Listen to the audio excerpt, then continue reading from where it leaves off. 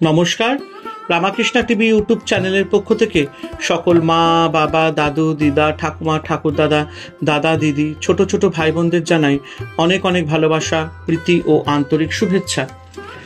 সবাই ভালো আছেন, ভালো থাকবেন। আমি আবারও চলে এসেছি শ্রী শ্রী রামকৃষ্ণ মিশনের স্বামী লোকেশ্বরানন্দ মহারাজজির সম্পাদিত শতরূপে সারদা সম্পর্কে আলোচনা করতে, এবং আমরা আলোচনায় আছি আনন্দরূপিণী নলিনী রঞ্জন রায় চট্টোপাধ্যায়ের কথায়। এবং আজকে আমরা আলোচনা করব তৃতীয় ভাগ, চতুর্থ পর্ব। এবং একটা কথা বলবো, যারা যারা আমার আগের ভিডিও বা এপিসোডগুলো দেখা মিস করেছেন শতরূপে সারদা সম্পর্কিত, অবশ্যই রামাকৃষ্ণা টিভি ইউটিউব চ্যানেলের প্লে লিস্টে যাবেন। শতরূপে সারদা সম্পর্কিত যত আলোচনার ভিডিও আছে আপনারা শতরূপে সারদা প্লে লিস্টে যাবেন এবং আগের ভিডিও বা এপিসোডগুলো দেখে নিতে পারবেন। তো চলুন আজকের আলোচনা শুরু করা যাক। আনন্দরূপিণী তৃতীয় ভাগ, চতুর্থ পর্ব।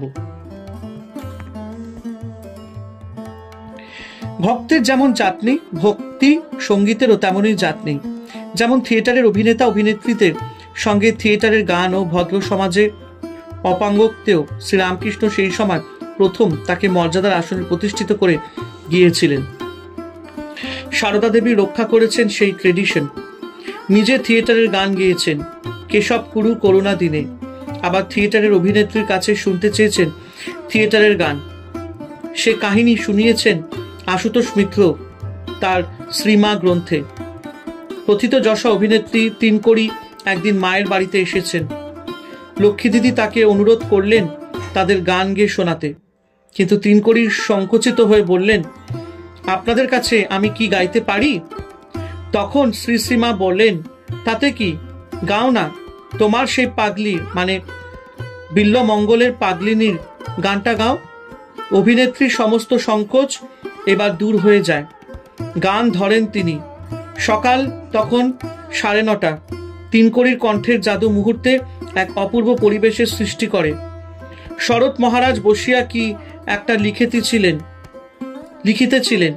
লেখনী ত্যাগ করিয়া গম্ভীর আকার ধারণ করিলেন। যোগিন মা কুটনা কুটিতেছিলেন, ফেলিয়া উপরে উপস্থিত হইলেন। পাচক রান্নার কড়া নামাইয়া এবং ভৃত্য বাটনার শিল ছাড়াইয়া উপরে হাজির। শ্রীমার পূজা হইয়া গিয়াছে। ঠাকুর ঘরে পা ছড়াইয়া বসিয়া গান শুনিতেছেন। তিনকড়ি গাইছেন, আমায় নিয়ে বেড়ায় হাত ধরে, আমি যেখানে যাই সে যায় পাছে, বলতে হয় না জোর করে। প্রত্যক্ষদর্শী লক্ষ্য করলেন শ্রীমা একবার ঠাকুরের দিকে তাকাইয়া চক্ষু বুঝিলেন। কিছুক্ষণ বাদে চক্ষু চাহিলেন বটে, কিন্তু সে দৃষ্টি আদৌ বাহদৃষ্টি নহে বলিয়া আমাদের ধারণা হইল। চক্ষু উন্মুক্ত, কিন্তু কিছুই দেখিতেছেন না। ওদিকে গায়িকা গাইছেন। মুখখানি সে যতনে মুছায়, আমার মুখের পানে চায়। আমি হাসলে হাসে, কাঁদলে কাঁদে, কতই রাখে আদরে। সমস্ত বাড়ি নিস্তব্ধ, যেন কেউ নেই। সকলে মুগ্ধ বিভোর। একই গায়িকার গানের প্রভাবে অথবা শ্রীমার শক্তিতে গান চলতে থাকে। আমি জানতে এলেম তাই।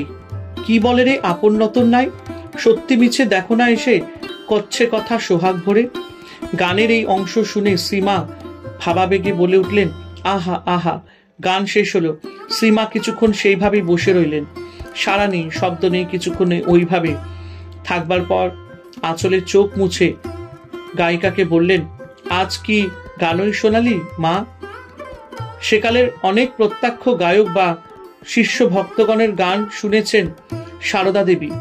এর মধ্যে অস্বাভাবিকতা কিছুই নেই। কিন্তু সঙ্গীতানুরাগ যেমন সুর খুঁজে ফেরে, তেমনি সুরও খুঁজে ফেরে সঙ্গীত অনুরাগী হৃদয়কে।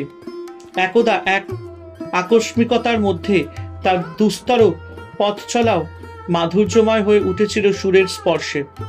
সেদিন তেলোভেলোর মাঠে বাগদি ডাকাত আর তার স্ত্রীর সঙ্গে বন্ধুর মেঠো পথ অতিক্রম করেছিলেন সারদা দেবী।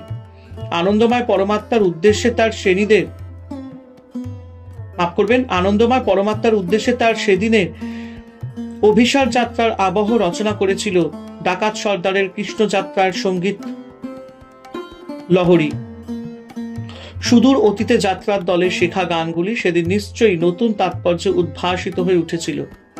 স্বয়ং শ্রীরামকৃষ্ণ সারদা দেবীকে বলেছেন আনন্দময়ী। বাস্তবিক আনন্দের বিগ্রহই তিনি ছিলেন। দক্ষিণেশ্বরে তার নিত্যদিনের যে জীবনযাত্রা কাহিনীর সঙ্গে আমরা পরিচিত, সাধারণ বিচারে তাতে আনন্দের উপকরণ পাওয়ার ভার। কিন্তু সারদা দেবী বলতেন ওই সময় আনন্দে তার অন্তর সবসময় পরিপূর্ণ হয়ে থাকত। অপূর্ব ভাষায় তার সেই অভিজ্ঞতাকে প্রকাশ করেছেন তিনি। হৃদয় মধ্যে আনন্দের পূর্ণ ঘট যেন স্থাপিত রয়েছে।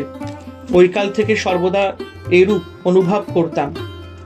সেই ধীর স্থির দিব্য উল্লাসে অন্তর কত ভরে থাকতো তা বলে বোঝাবার নয়। যা আপাত দৃষ্টিতে আমাদের কাছে মনে হয় আনন্দের স্পর্শ বিহীন, তা থেকেও সারদা দেবী সংগ্রহ করেছেন আনন্দ, আর সেই আনন্দ বিকিরণও করেছেন চারপাশে অকাতরে। শুধু দক্ষিণেশ্বরই নয়, সারা জীবন ধরেই তিনি তাই করেছেন।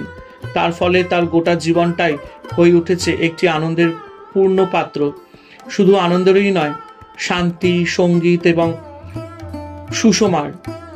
শ্রী মায়ের এক আধ্যাত্ম সন্তান তার সম্বন্ধে বলেছিলেন তিনি সুরে সঙ্গীতে নিত্যপূর্ণ। নিবেদিতা এই বর্ণনাকে অত্যন্ত সুপ্রযুক্ত বলে মনে করেছেন। শুধু তার সঙ্গে আরো একটু যোগ করে বর্ণনাটিকে পূর্ণ করে দিয়েছেন, আর পূর্ণ মধুরিমায় রঙ্গে লীলায়। হরে কৃষ্ণ কৃষ্ণ কৃষ্ণ হরে হরে, হরে রাম রাম রাম হরে হরে। জয় শুভ শম্ভু, জয় দেবী দুর্গা দুর্গতি নাশিনী, জয় মা কালী।